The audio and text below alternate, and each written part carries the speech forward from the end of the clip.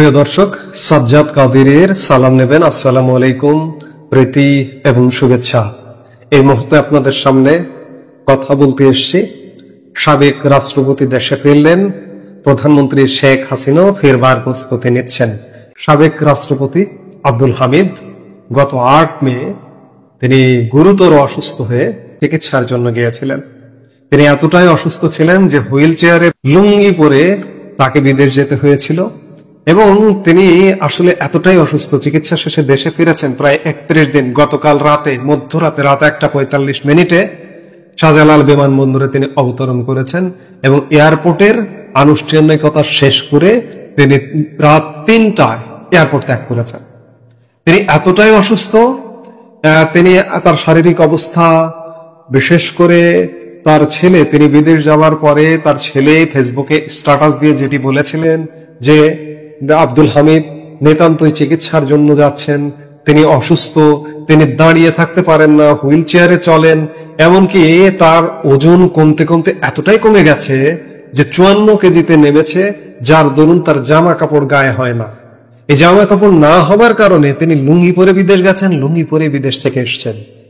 অথচ গত ৮ মে যখন আব্দুল হামিদ বিদেশে গেলেন, সেই সময় এই যে বর্তমানের যে দখলদার সরকারটি, তার বিদেশ যাওয়া নিয়ে যে পরিমাণ নেতিবাচক নাটক, যে পরিমাণ নেতিবাচক হিংসা আমাদের দেশে, আমাদের সমাজে ছড়িয়ে দিল, তা নজিরবিহীন। এই দখলদার সরকার এবং সরকারের যারা বাহিনী আছে, সরকারের যেসব রাজনৈতিক দল আছে, তাদের হিংসার আগুনে এক প্রকার জ্বলে উঠল চারপাশ। এতটাই যে রাষ্ট্রপতি, সাবেক রাষ্ট্রপতি আব্দুল হামিদ দেশ ছেড়ে পালিয়ে গেছেন।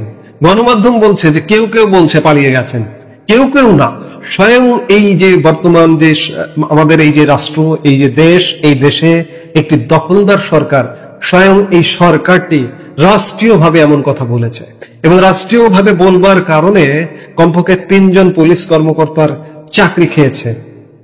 এবং রাষ্ট্রপতি আব্দুল হামিদ বিদেশ যাবার ১ দিন বা ২ দিন পরে স্বয়ং স্বরাষ্ট্র উপদেষ্টা এয়ারপোর্টে গিয়ে ভিজিট করলেন, ভিজিট করে বললেন যে পালিয়ে গেছে, পালিয়ে যাবার কারণে যারা জড়িত তাদের শাস্তিমূলক ব্যবস্থা নেওয়া হবে।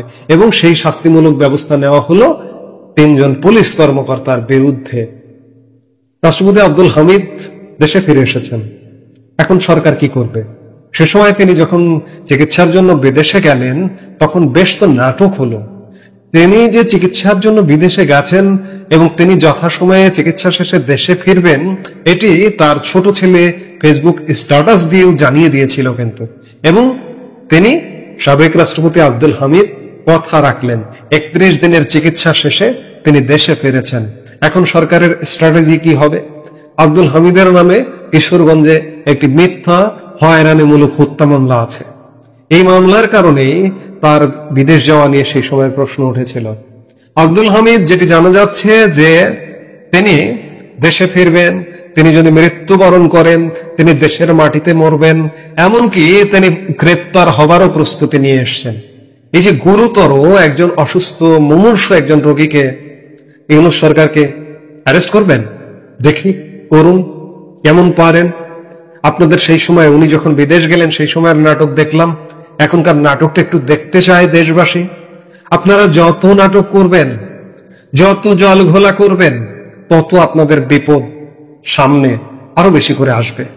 আমি যেটি বলছিলাম যে রাষ্ট্রপতি আব্দুল হামিদ দেশে ফিরেছেন, একই সাথে আওয়ামী লীগ নেতারাও কিন্তু দেশে ফিরবার প্রস্তুতি নিচ্ছেন। প্রধানমন্ত্রী শেখ হাসিনা, আমি প্রধানমন্ত্রী বলতে চাই, তিনি পদত্যাগ করেননি, প্রধানমন্ত্রী শেখ হাসিনাও দেশে ফেরবার প্রস্তুতি নিচ্ছেন। কি করবেন? মসনদ সামলে রাখতে পারবেন? ইতিমধ্যে তো আওয়ামী লীগ নেতাকর্মী, নিরীহ মানুষের প্রায় ৩.৫ লক্ষ মানুষকে গ্রেপ্তার করেছেন। বাংলাদেশের জেলের ধারণ ক্ষমতা মাত্র ৪২,০০০, সেখানে হয়তো গাদাগাদি করে সর্বোচ্চ ১ লাখ রাখা যায়, কিন্তু আপনারা এই ৩.৫ লক্ষ মানুষকে, পুরো বাংলাদেশকে একটা জেলখানা, পুরো বাংলাদেশকে অবরুদ্ধ করে এই ৩.৫ লক্ষ মানুষকে কোথায় রেখেছেন? এটিকে একটু জবাব দেবেন। আজকে আপনারা এই যে ১০ মাসে যে বিতর্কিত কর্মকাণ্ড করেছেন, ডক্টর মোহাম্মদ ইউনূসের নেতৃত্বের সরকার, ডক্টর মোহাম্মদ ইউনূস, বিগত আওয়ামী লীগ সরকার ১৬ বছরে তা করেনি। আমরা আওয়ামী লীগ সরকারের সমালোচনা করতাম, কিন্তু আওয়ামী লীগ সরকারের আর সমালোচনা করব না, কারণ আপনাদের তুলনায় আওয়ামী লীগ কিছুই করেনি। আওয়ামী লীগ যা কিছু করেছে, বাংলাদেশের মানুষকে উন্নত জীবন দিয়েছে। কিছু বিতর্ক এগুলো নিয়ে আর আলাপ করতে চায় না, কারণ আপনারা তার থেকে ঢের বেশি বিতর্কের সৃষ্টি করেছেন। আমরা একটু দেখতে চাই যে সাবেক রাষ্ট্রপতি আব্দুল হামিদকে আপনারা অ্যারেস্ট করেছেন, আওয়ামী লীগ নেতারা একে একে দেশে ফিরছেন, ফেরবার প্রস্তুতি নিচ্ছেন, তাদেরকে অ্যারেস্ট করবেন। প্রধানমন্ত্রী শেখ হাসিনাকে অ্যারেস্ট করবেন, সেই প্রস্তুতি আছে? সেই গ্রেপ্তারটা করতে পারবেন? গ্রেপ্তার করে কি মসনদটা ধরে রাখতে পারবেন? আপনারা যে স্বপ্ন দেখছেন, ডক্টর মোহাম্মদ ইউনূস স্বপ্ন দেখছে, যার কারণে আমরা বিভিন্ন জায়গায় এত ব্যর্থতার ফলেও শুনতে পাই ভাড়া করা লোক দিয়ে যে 5 বছর 5 বছর 5 বছর। এই যে পরশুদিন এদের মাঠেও কিছু ভাড়া করা লোককে এনে সামনে দিয়ে তাদের কণ্ঠ বলা হচ্ছে যে আপনি কারো কথা শুনবেন না, আপনি 5 বছর চালিয়ে যান। 5 বছরের কথা কে বলে? বাংলাদেশের কোন বিবেকবান মানুষ বলবে 5 বছরের কথা? মানুষ তো বলবে যে এই মুহূর্তে বিদায় নেন। মানুষ বলছে এই মুহূর্তে বিদায় নেন, কান পেতে শুনুন, শুনতে পাবেন। কিন্তু আপনাদের এখন কান নেই, আপনাদের চোখ নেই। ডক্টর মোহাম্মদ ইউনূস এবং ইউনূসের সরকারে যারা আছেন তাদেরও কান নেই, তাদেরও চোখ নেই। কাজেই আপনারা যা করছেন এমন বিতর্কের জন্ম দিয়েছেন যে বিতর্ক বাংলাদেশের ইতিহাসে, বাংলাদেশ স্বাধীন বাংলাদেশের ইতিহাসে, এমনকি পাকিস্তান পিরিয়ডে ব্রিটিশ শাসনের অবসানের পর আমরা যে পাকিস্তান শাসনটা পেয়েছি 24 বছরের, সেই 24 বছরের শাসন আমলেও বাংলাদেশে এই মুহূর্তে যে ন্যাক্কারজনক ঘটনাগুলো ঘটছে, ঘটেনি। আপনারা সেটি ঘটিয়েছেন, 10 মাসে সেটির প্রমাণ দিয়েছেন। কাজেই সাবেক রাষ্ট্রপতি এলো, আওয়ামী লীগ নেতারা আসছে, প্রধানমন্ত্রী শেখ হাসিনা আসবেন। আপনাদের স্ট্র্যাটেজিটা কি হবে? আপনারা প্রস্তুতি নিন। আপনাদের কি এই প্রস্তুতি আছে যে এতগুলো নেতাকর্মীকে 3.5 লক্ষ গ্রেপ্তার করেছেন, আরো নেতাকর্মীকে গ্রেপ্তার করবার মতো অবস্থা আছে? সাবেক রাষ্ট্রপতি আব্দুল হামিদকে কি অ্যারেস্ট করতে পারবেন? প্রধানমন্ত্রী শেখ হাসিনা দেশে ফিরছেন, তাকে কি অ্যারেস্ট করতে পারবেন? এবং অ্যারেস্ট করে কি আটকে রাখতে পারবেন?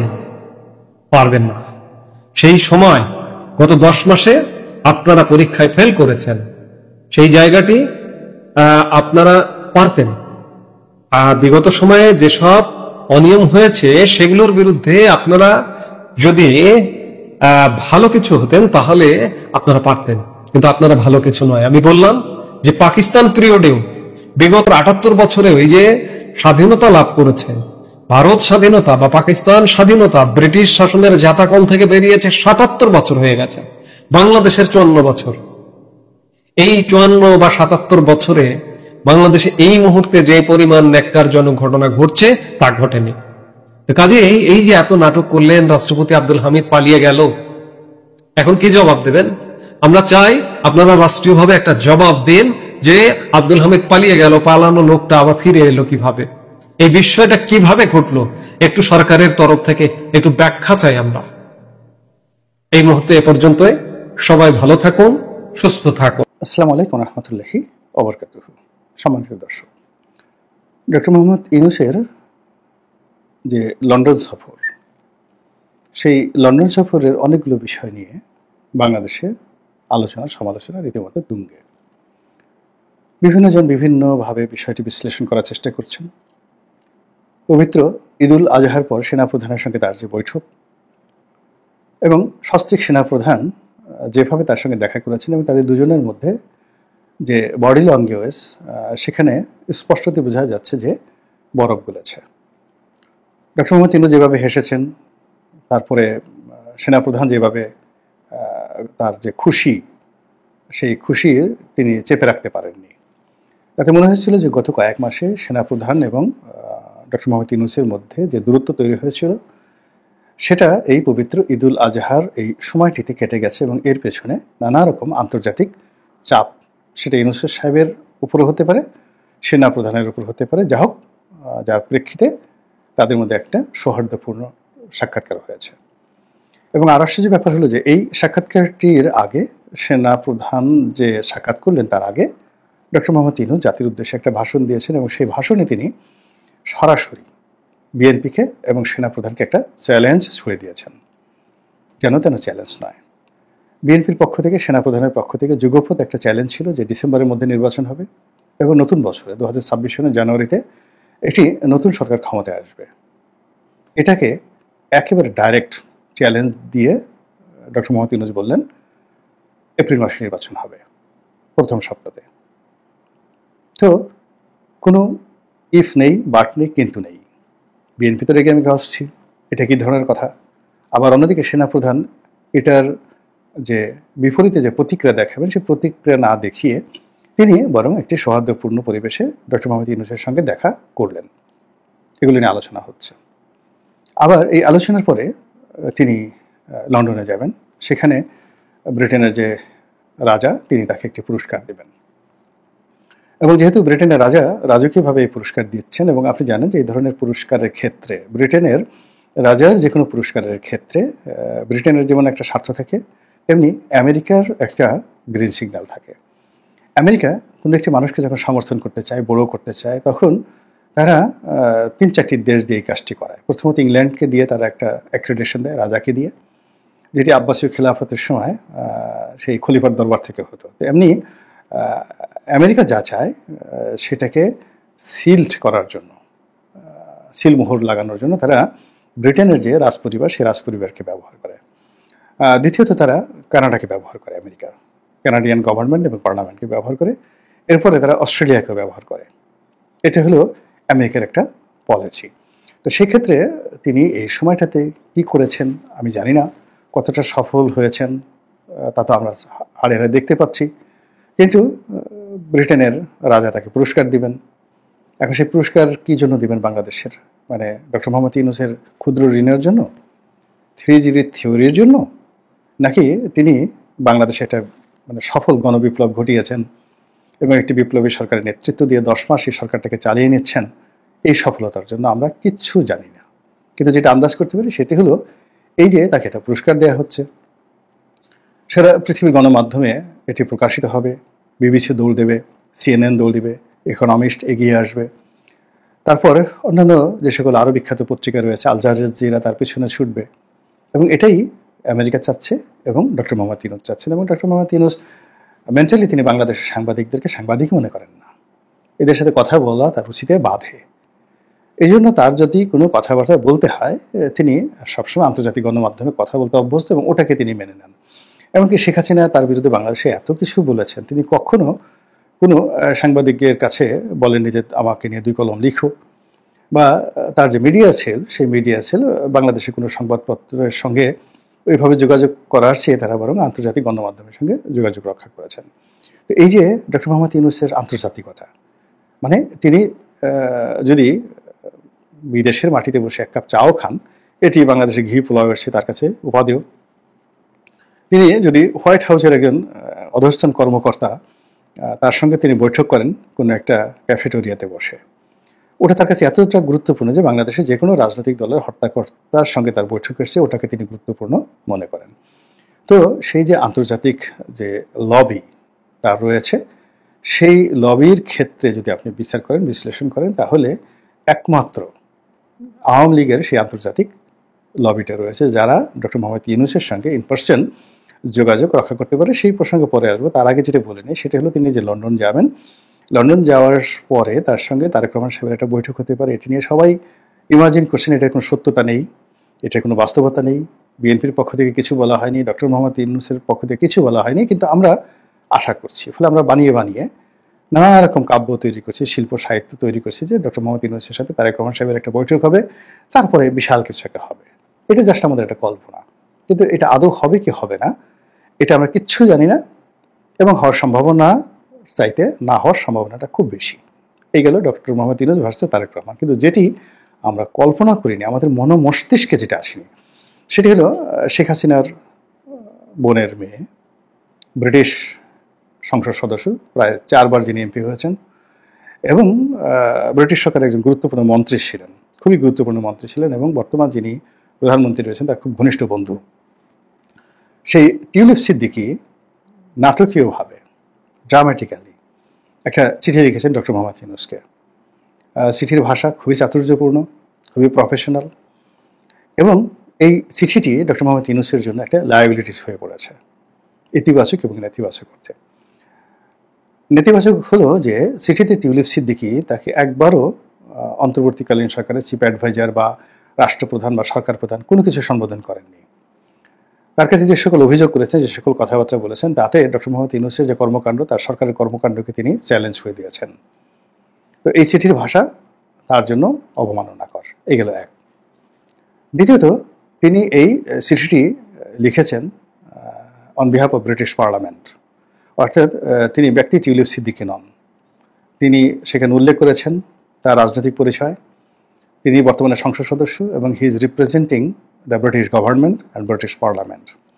তো ব্রিটিশ পার্লামেন্টের একজন member of parliament doctor Mohammad ইউনূসের সঙ্গে সাক্ষাৎ করার জন্য একটা চিঠি লিখেছেন, সেটা যে ভাষায় হোক না কেন, এটা যদি ডক্টর মোহাম্মদ ইউনূস রিফিউজ করেন, এটি ব্রিটিশ জাতির আত্মাভিমানে লাগবে। ব্রিটিশ এবং আমেরিকান তাদের সঙ্গে যারা কাজ করেছেন, মূল ব্যাপার হলো তাদের দেশের যদি আপনি একটা রাস্তার ছোট প্রাণীকে অপমান করেন, সেই অপমানের প্রতিশোধ নেওয়ার জন্য তারা যে কোনো মাটিকে ধুলায় মিশিয়ে দিতে পারে, এবং এটাই তাদের আভিজাত্য। এবং যখন যে রাষ্ট্র ক্ষমতায় থাকে তারা সবসময় এইভাবে তাদের আভিজাত্য তারা ফুটিয়ে তোলে। যেমন দেখা গেল মুসলমানরা খুব যখন ক্ষমতাধর, তখন হাজ্জাজ বিন ইউসুফের একটা চিঠির মর্যাদা দেয়নি সিন্ধু রাজদাহির, এই জন্য তিনি সিন্ধু দখল করে নিয়ে গেলেন। আবার দেখা গেল যে গজনীর সুলতান মাহমুদ তো তিনি ভারত আক্রমণ করেন একের পর এক। তো এর পেছনে দেখা গেল যে তার কথা কেউ মানেনি। তো এরকম অসংখ্য ঘটনা রয়ে গেছে। তো সেইভাবে ব্রিটিশরা আমেরিকানরা এখন মনে করে they are the lord of the rings, তারা সারা পৃথিবী শাসন করছেন। তো কাজেই তাদের যে কোনো একটা নাগরিক, এমপি তো দূরের কথা, মন্ত্রী তো দূরের কথা, যে কোনো একটা নাগরিক তাকে কোনো একটা রাষ্ট্র যদি অপমান করে, কষ্ট দেয়, তাহলে সেই রাষ্ট্রের বিরুদ্ধে তারা রীতিমতো যুদ্ধ ঘোষণা করে। তো সেই দিক থেকে টিউলিপ সিদ্দিকী যে চিঠিটা লিখেছেন, এটিকে ডক্টর মোহাম্মদ ইউনূস কীভাবে মূল্যায়ন করবে, তার উপর ব্রিটিশ সরকারের সঙ্গে তার সম্পর্ক নির্ভর করবে। এইরকম একটা কূটনৈতিক জটিলতায় টিউলিপ সিদ্দিকী তাকে ফেলে দিয়েছেন, এবং সেটি নিয়ে এখন আলোচনা হচ্ছে। তো কই বিএনপির সঙ্গে আলোচনা হবে সেটা বাদ দিয়ে এখন টিউলিপ সিদ্দিকের সঙ্গে আলোচনা হবে, কি হবে না ইত্যাদি নিয়ে কথাবার্তা হচ্ছে। অর্থাৎ ঘুরে ফিরে আমরা আওয়ামী লীগকে, টিউলিপ সিদ্দিকী, ডক্টর মোহাম্মদ ইউনূসকে আবার একই সমীকরণে আনতে বাধ্য হচ্ছি। এবং ডক্টর মোহাম্মদ ইউনূসের যারা কঠোর সমর্থক, তারা নানা রকম ব্যঙ্গ করছেন। টিউলিপ সিদ্দিকী যদি তার কাছে পা ধরে মাপ চায়, কান ধরে উঠা বসা করে তার নামে, মানে ডক্টর মোহাম্মদ ইউনূসের সামনে, তো এইরকম কথাবার্তা বলা হচ্ছে। কিন্তু যেভাবেই আপনি বলেন না কেন, আলোচনাটা তারেক রহমান ভার্সেস ডক্টর মোহাম্মদ ইউনূস এখান থেকে সরে গিয়ে tulip Siddiqui versus doctor Mohammad Yunus হয়ে গেছে। This is one. Second thing হলো, বাস্তবভাবে আপনাকে জানতে হবে, বর্তমান ফ্রান্সের যে প্রেসিডেন্ট ইমানুয়েল ম্যাক্রো, তার সঙ্গে শেখ হাসিনার ব্যক্তিগত বন্ধুত্ব সম্পর্ক আপনারা সবাই জানেন, এবং তার সঙ্গে ব্যবসায়িক সম্পর্ক, পারিবারিক সম্পর্ক সব মিলিয়ে ইমানুয়েল ম্যাক্রো সঙ্গে ডক্টর মোহাম্মদ ইউনূসের সম্পর্ক আছে। কিন্তু যখন শেখ হাসিনার প্রশ্ন আসছে, তখন ইমানুয়েল ম্যাক্রো ডক্টর মোহাম্মদ ইউনূসকে ওভাবে সম্মান করেননি। অতি সম্প্রতি ফ্রান্সে একটা বৈঠক হওয়ার কথা ছিল, এবং সেই বৈঠকে তিনি সাইড লাইনে ম্যাক্রোর সঙ্গে একটা বৈঠক করার চেষ্টা করেছেন, কিন্তু ম্যাক্রো সেটা অ্যাভয়েড করেছেন। ইট মিনস ফ্রান্সের সাথে, ম্যাক্রোর সাথে শেখ হাসিনার যে সম্পর্ক, ওই সম্পর্কটা এখন ডক্টর মোহাম্মদ ইউনূসের জন্য গলার কাটা হয়ে গেছে, আর শেখ হাসিনার জন্য it's a plus point. Similarly British রাজনীতিতে আওয়ামী লীগের যারা নেতাকর্মী রয়েছেন, সেখানে তাদের যথেষ্ট গুরুত্বপূর্ণ ভূমিকা আছে। এবং শেখ হাসিনা যখন ক্ষমতায় ছিলেন, লেবার পার্টিকে ক্ষমতায় আনার জন্য ব্রিটেনে যে সকল আওয়ামী লীগের নেতৃবৃন্দ রয়েছেন, they had a huge investment. অনেক অভিযোগ করেন যে বাংলাদেশ থেকে হাজার হাজার কোটি টাকা গেছে ইংল্যান্ডে টিউলিপ সিদ্দিকী এমপিকে বানানোর জন্য এবং লেবার পার্টিকে ক্ষমতা আনার জন্য। এই একই ঘটনা ঘটেছে। আবার অনেকে যেমন বলেন যে ডোনাল্ড ট্রাম্পকে ক্ষমতা আনার জন্য শেখ হাসিনা হিউজ ইনভেস্টমেন্ট করেছেন, সেখানে হিউজ ইনভেস্টমেন্ট করেছেন। তো হিউজ ইনভেস্টমেন্ট করার কারণে কি হচ্ছে, আপনি দেখেন জয় সেখানে 1 ঘন্টার নোটিশে আমেরিকাতে নাগরিকত্ব পেয়ে গেল। এটা সম্ভব না, আমেরিকার মতো জায়গাতে এটা এত ইজি নয়। এবং আমেরিকার মতো জায়গাতে যেখানে আমরা বলছি যে সে 10,000 কোটি টাকা, 20,000, 50,000, যে যার মতো করে 1 লক্ষ কোটি টাকা জয় পাচার করেছে, কিন্তু যেখানে ডোনাল্ড ট্রাম্পের টাকার লেনদেন নিয়ে মামলা হয়, যেখানে সামান্য একটু অ্যাকাউন্টিং গন্ডগোলের কারণে মার্ক জাকারবার্গ, ফেসবুকের মালিক, তাকে আদালতে দাঁড়িয়ে থাকতে হয়, যেখানে ইলন মাস্ককে ছিটকে পড়তে হয় ডোনাল্ড ট্রাম্পের প্রশাসন থেকে, যেখানে বিল গেটস থেকে শুরু করে অ্যাপেল, তাদের বিরুদ্ধে মামলা হয়, তার আগে আদালতে দাঁড়িয়ে থাকেন হাত জোড় করে। তো সেখানে জয় বাংলাদেশ থেকে 1,00,000 কোটি টাকা সেখানে নিয়ে গেছেন, যদি সত্য হয়, তাহলে তিনি এখনও কেন অ্যারেস্ট হননি, তাকে কেন জেলে যেতে হয়নি, FBI কেন তাকে ব্যবস্থা নিচ্ছে না? ইট মিনস দুটোর একটা মানে ঘটিত, অর্থাৎ সরকারের সাথে তার এমন একটা সম্পর্ক যে এই সমস্ত যা কিছু টাকা পয়সা নিয়েছে এটা আমেরিকা কাউন্ট করছে না, অথবা দেখা গেল তিনি কিছুই করেননি, দুটোর একটা। সামহাও আমেরিকাতে যে আওয়ামী লীগের একটা লবিং গ্রুপ রয়েছে এবং সেটা স্ট্রং, যা কিনা এখনো জয়কে সেখানে শক্তিশালী করে রেখেছে। একইভাবে কানাডাতে পুতুলকে শক্তিশালী করে রেখেছে। অনেক কথা বলা হচ্ছে কানাডাতে এত টাকা পাচার করছে ইত্যাদি ইত্যাদি, কিন্তু পুতুলের বিরুদ্ধে কোনো ব্যবস্থা তো হয়ই নাই, উল্টো তাকে WHO-তে একটা বড় পদে দেওয়া হয়ে গেল। তো শেখ হাসিনার সাথে আওয়ামী লীগের সাথে ভারতের সম্পর্ক, তার সঙ্গে সঙ্গে ফ্রান্সের সম্পর্ক, ফ্রান্সের পরে ইংল্যান্ডের সাথে তার যেটা পারিবারিক সম্পর্ক, এবং আরও একটা ব্যাপার হলো নিউজিল্যান্ড বা ফিনল্যান্ডের এক মন্ত্রী মেয়ে বিয়ে করেছেন শেখ রেহানার ছেলে ববি, এবং ফিনল্যান্ডের পুরো রাজনীতির নিয়ন্ত্রক ওই পরিবারটি। তাহলে কি হলো দেখেন, France, Finland, England, America, Bharat, এইগুলো যে রাষ্ট্র যার সঙ্গে পারিবারিক একটা সম্পর্ক আওয়ামী লীগ এবং শেখ হাসিনা গড়ে তুলেছে। এর বাইরে ভুটান যদি ধরেন, এখন ভুটানের যে রাজা জয়ের সরাসরি ক্লাসমেট, ভুটান দেন একেবারে কোনো দেশে যদি না হয়, ভুটানের যে রাজা সেখানে তো সবকিছু তাদের আন্ডারে, জয়ের ক্লাসমেট, সরাসরি ক্লাসমেট, একসাথে পড়াশোনা করেছেন হার্ভার্ডে। এই গেল ভুটানের কথা। মধ্যপ্রাচ্যে যান, বাদশাহ সালমান, আপনার মনে আছে বাদশাহ সালমানের যে ছেলে মোহাম্মদ বিন সালমান, যিনি এখন সারা বিশ্বের সবচেয়ে ক্ষমতাধর ব্যক্তি, তিনি এই শেখ হাসিনা যদি ক্ষমতায় থাকতেন তাহলে এই ওনার তো পতন হলো 2025 সনে, এই 25 সনের জানুয়ারি মাসে বা ফেব্রুয়ারি মাসে প্রিন্স সালমানের বাংলাদেশে আসার কথা ছিল, এবং দেয়ার ওয়াজ হিউজ সাউদি ইনভেস্টমেন্ট, তারা এখানে রিফাইনারি করা থেকে শুরু করে সবকিছু করার একটা প্ল্যান ছিল, এবং it's a personal relationship between Sheikh Hasina এবং যাকে বলা হয় সৌদি আরব, কাতার।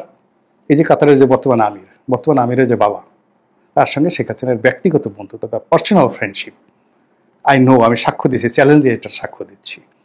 তো কাজেই কাতারের আমির কোনো অবস্থাতেই এই পারিবারিক সম্পর্কে বাইরে যাবেন না, এবং তার বাবা যেহেতু এখনো আছেন।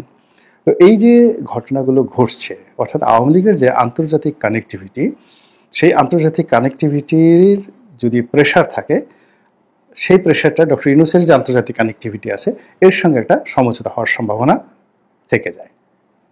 যে সমঝোতাটা রাজনীতিতে আসলে কোনো কিছুই অসম্ভব নয়, কোনো কিছু অসম্ভব নয়। তাই আমি যেটা বললাম যে এই যে সমঝোতা, যেটা দেখেন যদি ডক্টর মোহাম্মদ ইউনূসের সাথে আওয়ামী লীগের হয়, আওয়ামী লীগের সঙ্গে যদি জামাতের হয়, জামাতের সঙ্গে যদি এনসিপি থাকে, তাই এনসিপি, আওয়ামী লীগ, ইউনূস, এরা যদি সব এক হয়ে যায়, অপোজিট সাইডে যদি বিএনপি একা থাকে, তার সাথে সাথে ছোট ছোট দলগুলো থাকে, আপনি রাজনীতিটা দেখেন তো কতটা জটিল হয়ে যায়। এই যে আমি যে যুক্তি যে কথাগুলো বললাম, এই সবই কিন্তু মানে দার্শনিক দৃষ্টিকোণ থেকে যুক্তিগুলো উপস্থাপন করা, এটার একটারও কিন্তু কোনো রিয়েলিটি নেই, কিন্তু ঘটনাগুলো ঘটে যাচ্ছে। এবং এই যে যেমন টিলু সিদ্দিক এরকম একটা চিঠি লিখবে, এরকম একটা ঘটনা হবে, আমরা তো কল্পনা করিনি। আগামীতেও এর চেয়েও জটিল এবং আশ্চর্য ঘটনা ঘটে যেতে পারে। ভারত যেভাবে জেদ ধরে আছে, ভারতের সাথে সম্পর্ক করতে গেলে ডক্টর মোহাম্মদ ইউনূস তো আমরা এখন সবাই নিশ্চিত যে তিনি এপ্রিল মাসে নির্বাচন কথা বললেও এপ্রিল মাসে তিনি যাবেন না। তো তাকে যদি দীর্ঘমেয়াদে ক্ষমতায় থাকতে হয়, তাকে অবশ্যই ভারতের সাথে বন্ধুত্ব করতে হবে, নো ওয়ে। সেক্ষেত্রে ভারত কি বিএনপির সাথে সমঝোতা করে দেবে, জামাতের সাথে করে দেবে, নাকি আওয়ামী লীগ, জামাত, ডক্টর মোহাম্মদ ইউনূস তাদের সঙ্গে একটা সমঝোতা করার চেষ্টা করবে? এবং এই পুরো প্রক্রিয়াটি এমন একটা জটিল অবস্থা তৈরি করেছে রাজনীতিতে, যেখানে এই সময় যদি চাণক্য থাকতেন, কিংবা এই সময় যদি সেলুকাস থাকতেন, তাহলে আলেকজান্ডার কি বলতেন, বা চাণক্যের যে বস চন্দ্রগুপ্ত মৌর্য কি বলতেন, একমাত্র আল্লাহ জানেন। আল্লাহ আমাদের সবাইকে হেদায়েত দান করুন এবং হেফাজত করুন। আসসালামু আলাইকুম ওয়া রাহমাতুল্লাহি ওয়া বারাকাতুহু।